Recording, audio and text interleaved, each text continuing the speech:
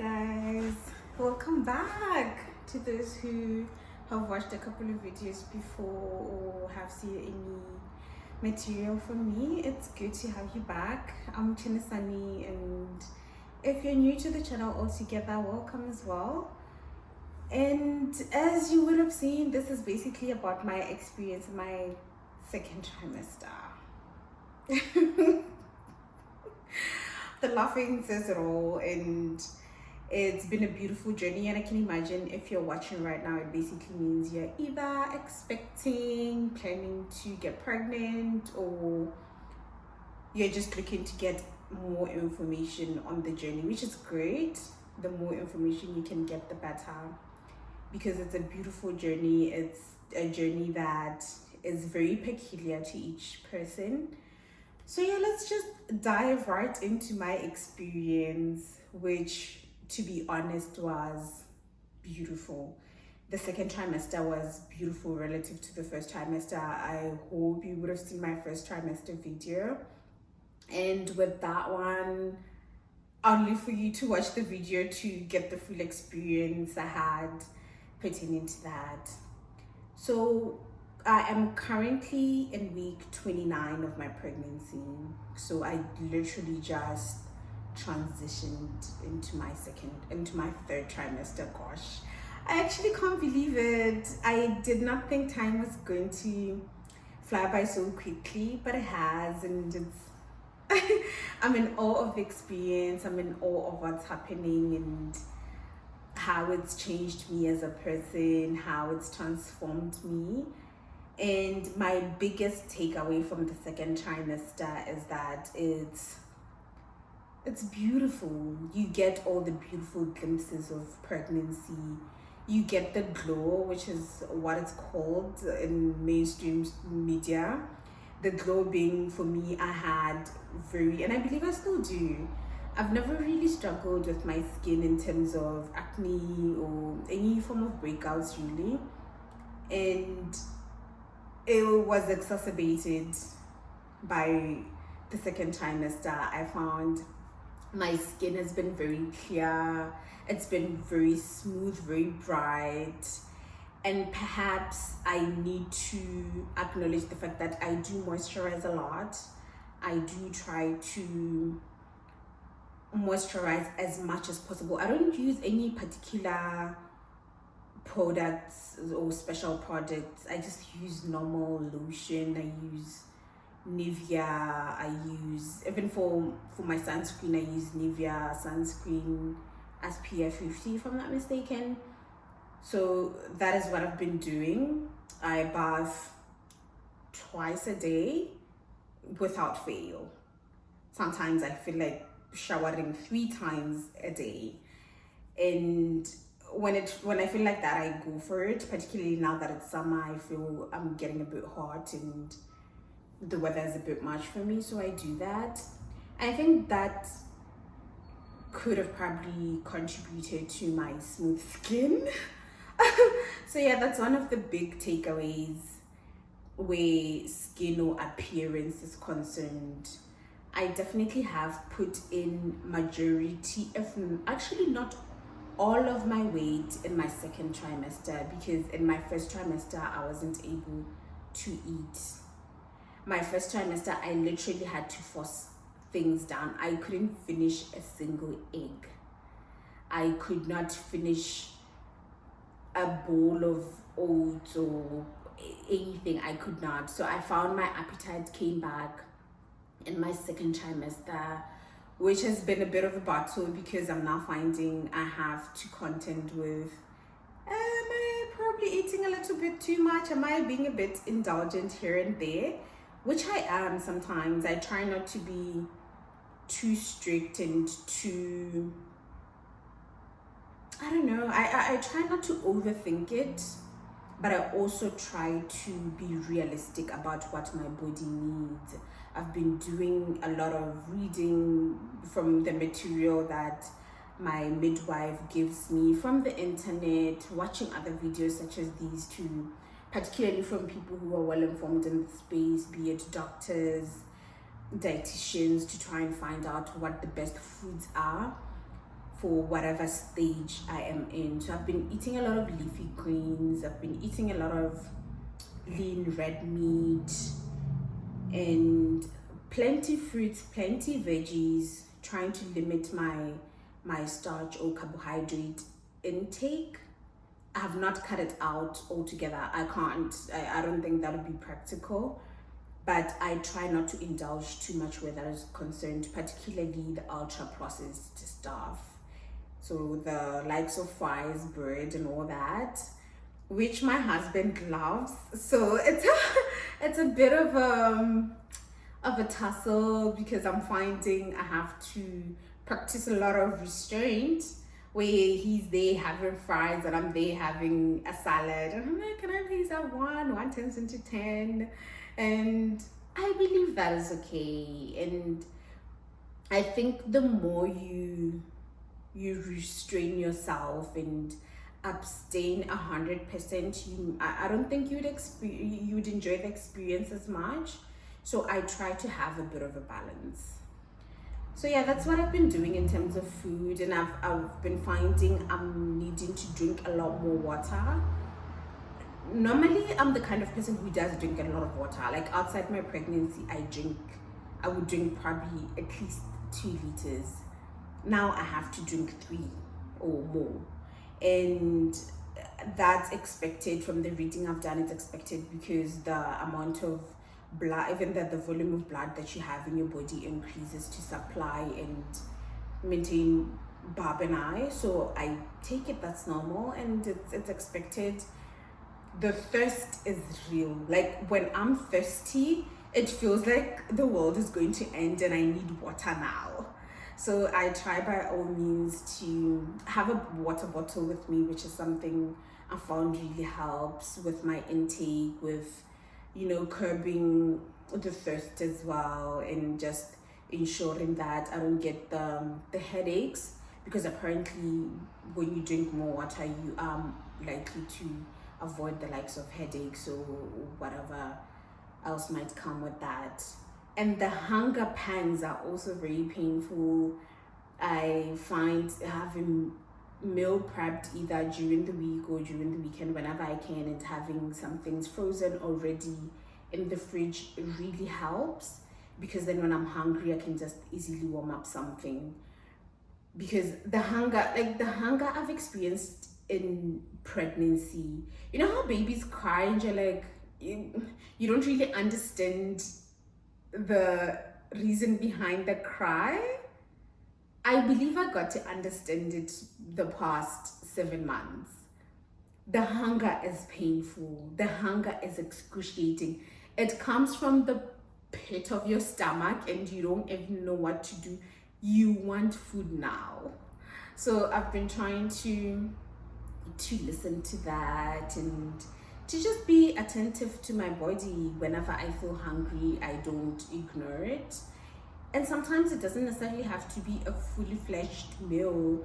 Sometimes it can be fruits, it can be nuts. I've been eating a lot of nuts, all kinds of nuts really that I can find: pistachios, peanuts, walnuts, whatever nuts that are in season, or nuts that are more affordable at the time. We always have a stock around the house. We have, these are the peas as well that we love, and they've been really helpful.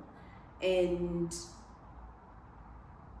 over and above that, I've been trying to eat clean. As I've explained, it looks like having plenty greens, plenty veggies, and a lot of protein. Another takeaway from my second trimester would be bloating. Sorry guys, if you're watching this is the information that's coming to you. It might be too much. It might feel like, oh gosh, you're oversharing, but I'm honestly here to share my experience and hopefully help you where I can, because there are certain things I found when I did, it would help. If I didn't, it would be catastrophic. Well, not catastrophic, but I'm being a bit dramatic, but in terms of my system, it wasn't the greatest.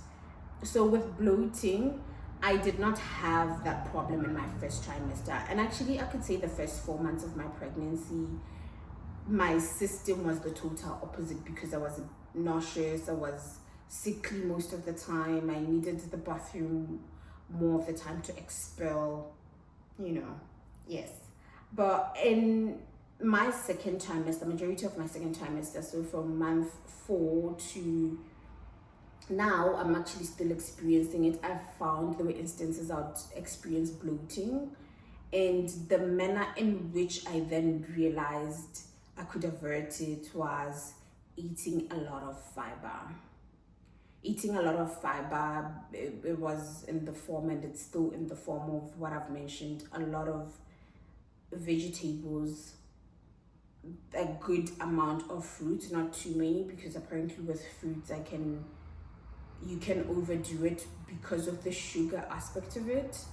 There's a dietitian I've been speaking to, and she did point that to me to say, with fruits we have to be careful, because I think we are told we need to eat like 5 different portions. I might be mistaken though, please correct me if I'm wrong, but I do believe 5 portions are pertaining to vegetables, not fruits. But we have somewhat taken that and are now applying it to fruits as well. But apparently that's a bit too much with fruits, maybe 2 to 3. So that can be a small apple and orange, a handful of grapes. That's more than enough. And I found sometimes I overdid that.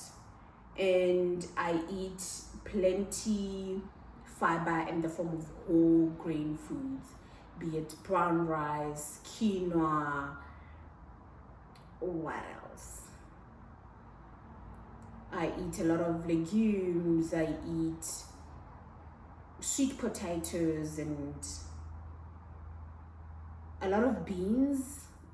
So I try to be very intentional about those kinds of food, and they've been helping. Over and above that, I eat granola, I eat oats. I also have been having a lot of kombucha, which is very helpful. I've been having kefir as well, and those have been really helpful because the prebiotics and the probiotics, the two together, are just magical for my system. So I've been implementing quite a bit of that, and it's been beautiful. So yeah, maybe that's a trick for you. Perhaps implement that and see if it works for you.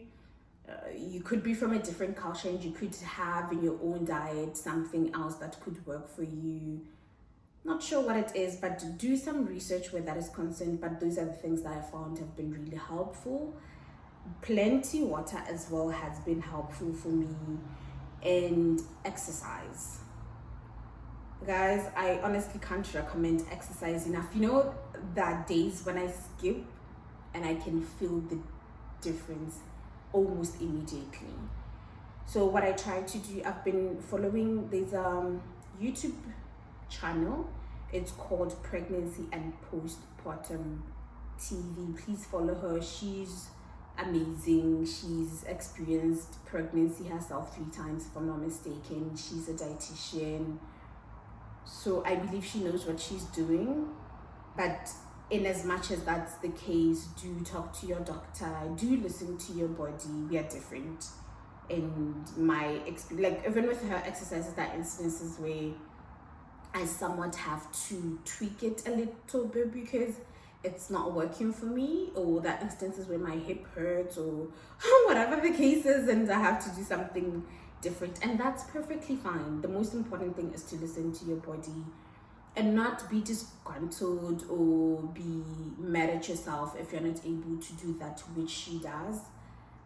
You could be doing something else better than her, so that's perfectly fine. So yeah, exercise. So what I try to do is every morning I put in a session. Most of the sessions average around 30 minutes, so I do that at home.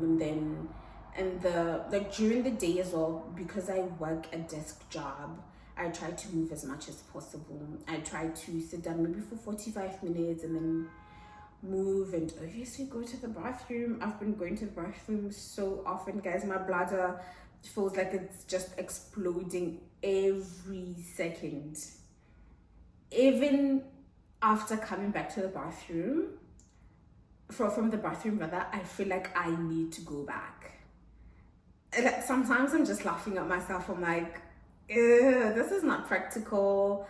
What can I do? I can't reduce the amount of water," and that is the worst thing you could do. Don't reduce the amount of water you drink. For all anything, I find myself going back and forth to the bathroom, and I believe that's a small price to pay. So I try to stand up as often as I can, do a bit of stretching, walking around the house. And then in the afternoon, I don't do it often now because it's really hot outside. In the afternoon though, before it got hot, what I would do during my second trimester, primarily after lunch, I would go for a walk. It doesn't have to be a long walk. Sometimes at most 30 minutes, I'll just go on a walk around the block and get some fresh air. There's something so soothing and so therapeutic for me, at least, about doing that. And there's plenty greenery around where I stay, which is beautiful, and I find I'm able to lock out all the worries of the world, particularly work, and it helps ground me. So I think there is something psychological about that as well. There's something that contributes to my mental health in implementing that. So I've been doing quite a bit of that. And then at night,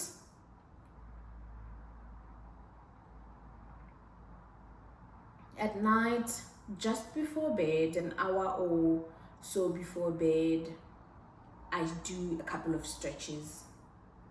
And some of the stretches are predominantly what I've found to be done in the program, the YouTube channel I mentioned, but it's not as intensive. It's just stretching, like your child poses, lunges, and just ensuring some circulation before I go to sleep. So yeah, that's what I've been doing, and I believe that does help with my system as well, to keep it regular. And movement, I believe, is very important as well to maintain a good weight, or rather to gain a healthy amount of weight. I have gained, I think at this point, I haven't weighed myself in a while, maybe in 3 weeks now, but last time I weighed myself, I had gained 7 kilos. And I am expected, with my BMI, I'm expected to gain between 11 to 16 kilos. And in speaking to my dietitian and speaking to the midwife, I am well within a good range. Bob is going good as well. The other time when I went for my 28th week scan, Bob was weighing 1 kilo, and I can't believe it. I'm just moving around with carrying a 1 kilo baby in here, and it's a beautiful experience. And speaking of beautiful experiences, one of the things that I love and have enjoyed in the second trimester, which I was getting a bit of towards the end of my first trimester, it's the kicks, guys. The kicks and the movement. And it's so beautiful now because my husband is able to feel it as well. And it's just impeccable. And they've gotten so strong and so big that sometimes it's protruding through my stomach. And I'm in awe of God. I'm in awe of what God is doing through me, through us, and the grace that we have, and all that He's imparted in us, the fact that He's entrusted us with this baby. It's honestly a beautiful experience. The movement has been quite amazing, and I've been trying to observe it. Towards the end of the second trimester, I observed that I predominantly get a lot of movement when I lie down, particularly at night when I now want to go to sleep, and that's when the baby is most active, and I'm like, dude, I need to go to sleep. And Bob is there on some, nope, it's playtime, or whatever the case is, and there's a lot of movement. And We try to talk to the baby, and just a bit of interaction. Nothing much. I haven't started reading to the baby because I'm still reading my own books, but yeah, it's a beautiful experience. I try to sing to the baby as well, and right before going to sleep I also do some breathing exercises. I rub the belly with some lotion. I've not been using any oils, to be honest. Those are recommended. If they work for you, great. If you have some that have worked for you or are highly recommended, you can comment for other people to use those. I've not. I've just been using lotion, and by God's grace, I've not developed stretch marks anywhere in my body. I've always had stretch marks on my bum, but in terms of my breasts, which have also grown, I don't have any, and perhaps it's still early, and I mean I have 11 more weeks to go. Maybe I'll get more with time, but I'm praying and believing and hoping that I don't get any, which would still be fine. I mean, we go through this process, and it's transformational, good and bad. And I would be lying if I sat here and said I've not struggled with some of the transitions or the transformation that has happened, particularly in my body or in my mood swings, which is another thing, guys, that I've been getting I've been a bit more emotional. I try not to let it spew into my everyday, but I found I've been a bit more emotional. Something that on any other given day I would have just, spoke about either to my husband or my friends, and just let it pass by. Nowadays it makes me cry, and I am finding I have to keep that to myself, because I don't know about you, but I've always felt I don't have people who can hold my emotions. I've always felt like my emotions are too much, or I'm too sensitive, and worse now. So I try not to have other people come into that world, because I don't want to overwhelm anyone, or I don't want to be disappointed by people's reaction, be it not being commensurate with the kind of support I need, or whatever the case is. So I find I cry by myself, and when my husband comes home, I'm a bit better. I'm able to talk to him about it, but I don't want to overwhelm him with that. But there are, of course, instances where I have broke down right in front of him, and he's been very gentle and sweet about, holding space for me in that regard. But by all means, if you have friends, family, your husband who can take your emotions and your sensitivity and all that comes with it, the mess that comes with it, do that. I believe it's important, and I believe it's a vital aspect of our pregnancy, and we need not dilute it or lie to ourselves about what we are actually experiencing. And perhaps that's the worst thing we can actually do, numbing ourselves to the experience. I found the most beautiful thing about it is being all in and being sensitive to what's happening. For instance, I believe I'm so connected to this baby, and I believe every mother is connected to their baby. Even when I get upset, there is movement I can feel, movement that arises all of a sudden, and I believe that's the response to the stress levels I'm experiencing at the time. So experience it however way you want to. Don't feel like you are too much or anything of the sort. This process on its own is a lot, and there's no handbook, there's no rule of thumb on how to experience it. Just have as much information, have as many tools around you, as many people to support you. It's very vital. For me, I found one other thing that helped in the second trimester. It's just talking to my mom, after finally telling family and friends, being able to talk to her about it, her own experiences. On certain instances, I'll tell her I'm experiencing this. And she would tell me, oh, I experienced that as well.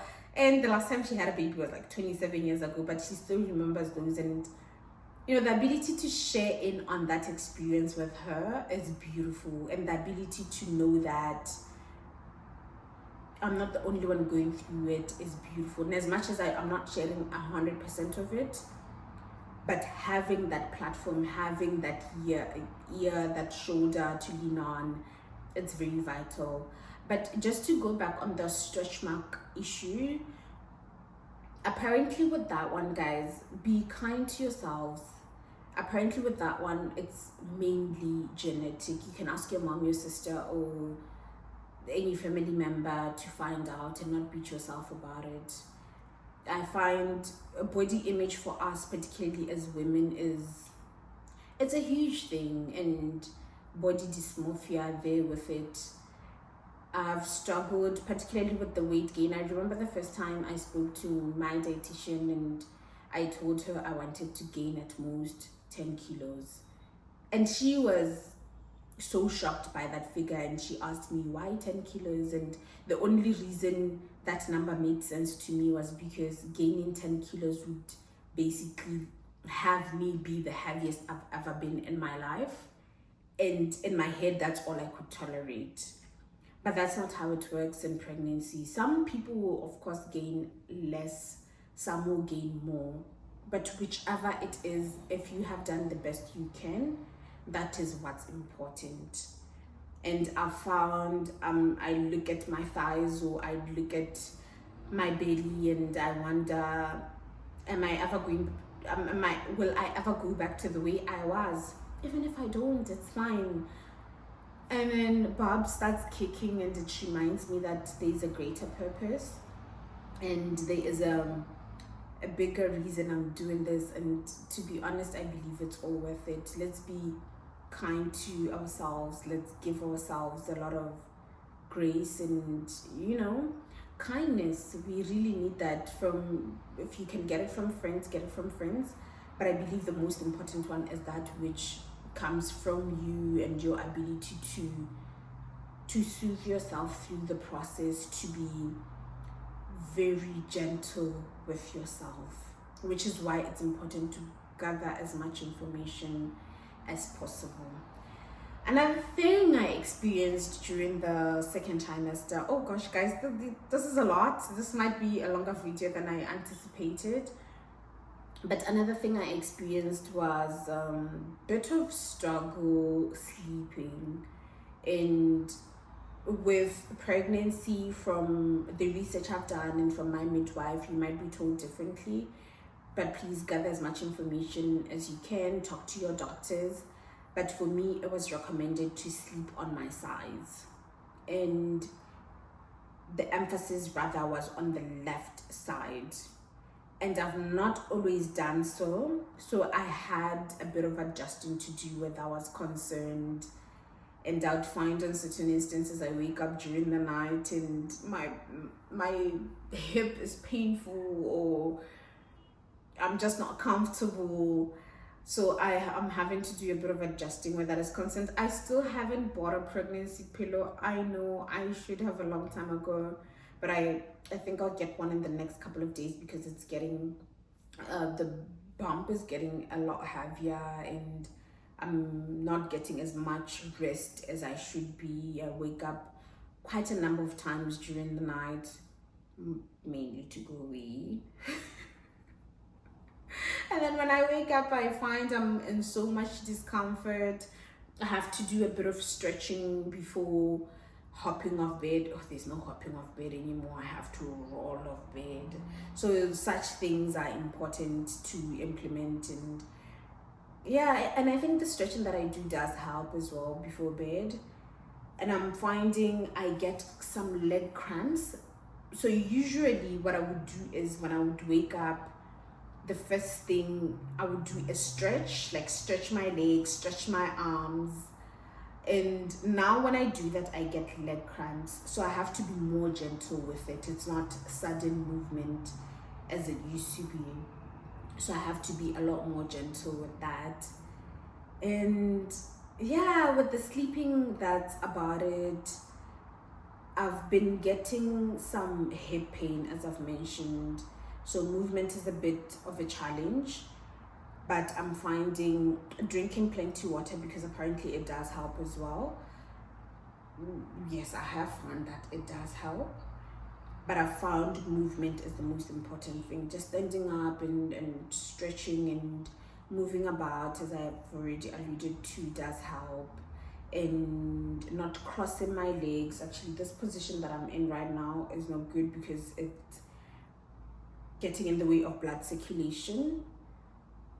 So yeah, just being intentional about what I do, how I sit, and all that is very important, and I've been trying to implement such. And one other thing that has been helpful would be massages at night from my husband.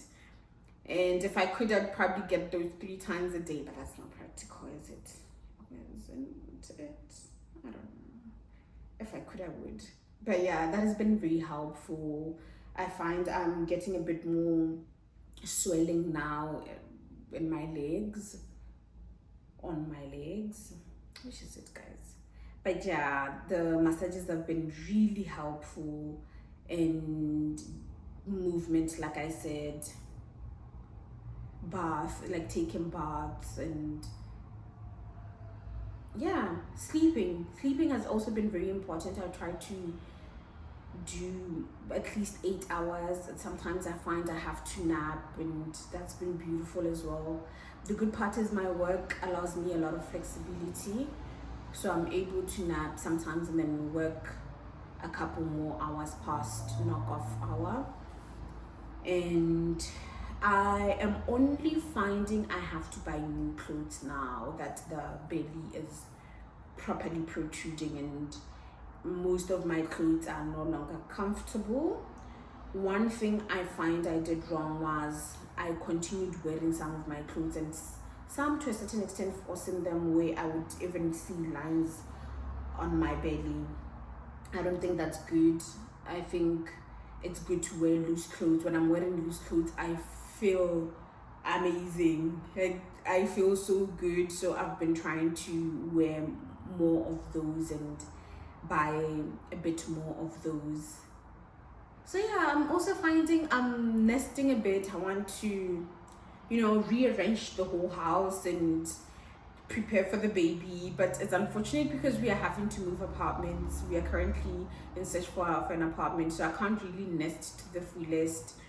And also, we haven't bought majority of the things for the baby. I try to take advantage of specials whenever we get any specials or any sales of any sort, really, and just buying as much as possible. We are not buying too many things, because we'll be living like the first few months of the baby's life. I'm sorry about that. I'm right by the side of the road, and you might hear honking and all that, and train tracks.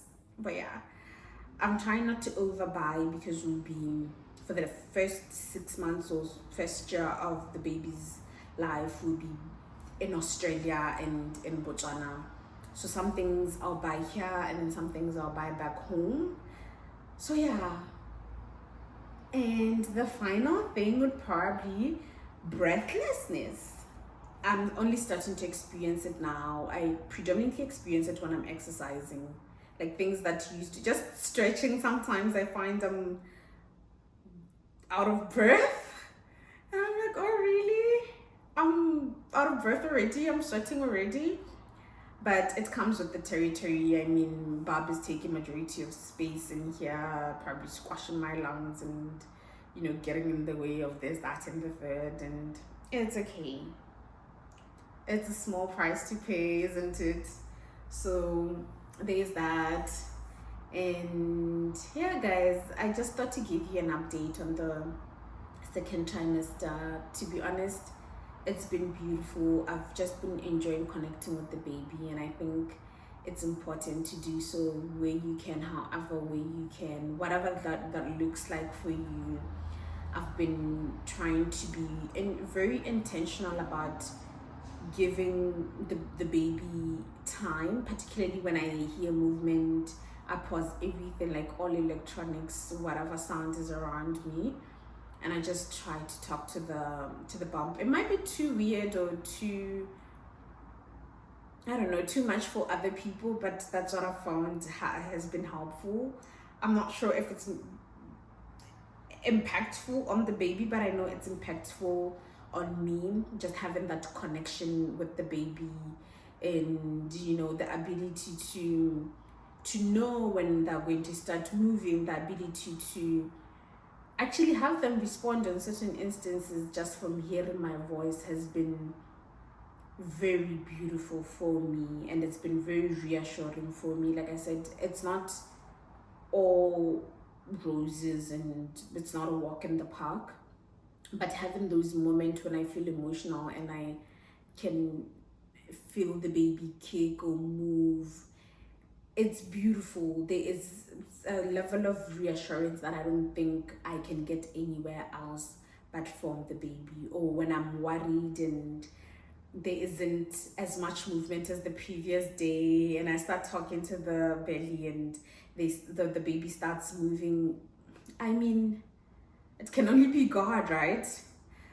But yeah, guys, that's my experience with that trimester. I'll probably shoot another video to talk about my last trimester, which I'm in right now, and it's not very different from my second trimester so far. I'm just a bit more tired than usual. I'm finding this past week alone I've taken 2 naps during the day, but yeah, I'll tell you more about it as I experience it. And cravings, you ask. I have not had any cravings. I'm just eating, my appetite is back and I'm eating the same food. I don't have any food aversions. I'm back to eating onions, and the smell is not as off-putting as it was in my second trimester. Sorry for going back. I know I was just about to say bye, but I just remembered in terms of cravings, I've not had any notable ones, to be honest. I'm a very savory type of girl, so I still am. I've not developed a sweet tooth whatsoever. I mean, I do eat sweet stuff here and there, but I can definitely live without it. But yeah, I am happy. I have so much joy. This baby has brought me so much joy, so much grounding, and it's been a very beautiful experience. I can't thank God enough. I can't thank my husband enough for his support throughout the experience, and I hope you have a similar, if not a better, pregnancy.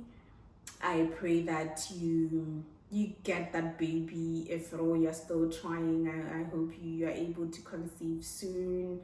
You guys would know my experience with being diagnosed with PCOS, so just having this baby, oh, I'm going to get teary now. So having this baby has been a miracle on its own, and I'm grateful to God for his healing, for his hand in my life, on my body, on the baby's health and my health throughout so far. And hopefully the next 11 weeks, I pray, are just as beautiful and as fulfilling as the past have been. But I wish you guys well in all that you're doing, wherever you are. And comment below if you have any questions, if I've missed anything, if you have any advice for me as well. I'm a first-time mom, so there's a lot that I'm yet to learn. So by all means, comment, like, share with a friend if you feel comfortable doing so. Subscribe if you want to, and if this is of any value add to you. And it means a lot. It means a lot that you guys come in on here and just watch and educate yourselves or entertain yourselves, whatever the case is. But yeah, this is Healing with Chinasani. Thank you so much for tuning in. I'm grateful for you, and I hope you're kind to yourself, you are gentle with yourself, and you do whatever healing that you need to do in whatever area of your life. Thanks, guys. Have a lovely day wherever you are. Cheers. Here is some more water. Thanks, guys. Bye.